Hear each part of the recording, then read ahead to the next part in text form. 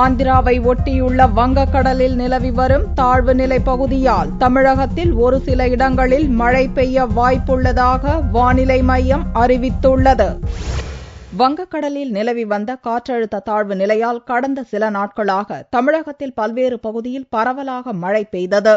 இந்த காற்றழுத்த தாழ்வு நிலை வியாழனன்று காலை 8:30 மணியளவில் ஆந்திராவை ஒட்டியுள்ள ராயலசீமா, தெலங்கானா பகுதியில் நிலை கொண்டிருப்பதால் ஆந்திராவில் பெருமளவு மழை பெய்ய வாய்ப்புள்ளதாகவும், தமிழகம் மற்றும் புதுவையில் வரும் 24 மணி நேரத்தில் ஓரிரு இடங்களில் மழை பெய்ய வாய்ப்புள்ளதாகவும் சென்னை வானிலை மைய இயக்குநர் ரமணன் தெரிவித்தார்.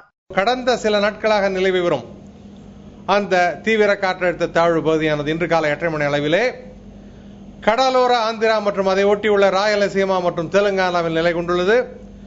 இது ஆந்திர பிரதேசத்தை பொறுத்தவரை பெரும் மழையை கொடுத்துள்ளது. வரும் 24 மணி நேரத்தை பொறுத்தவரை இந்த தீவிர காற்றழுத்த தாழ்வு பகுதியின் காரணமாக ஒரு இடங்கள் மட்டுமே நாம் மழை எதிர்பார்க்க முடியும். சென்னை நகரை பொறுத்தவரை வானம் மேகமூட்டத்துடன் இருக்கும். நகரின் சில பகுதிகளில் மழை வருவதற்கான வாய்ப்பு உண்டு. கடந்த 24 மணி நேரத்தில் தேவாலாவில் 13 சென்டிமீட்டர் மழையும், சேத்தமங்கலத்தில் 5 சென்டிமீட்டர் மழையும், வாடைப்பட்டியில் 4 சென்டிமீட்டர் மழையும் பெய்துள்ளது.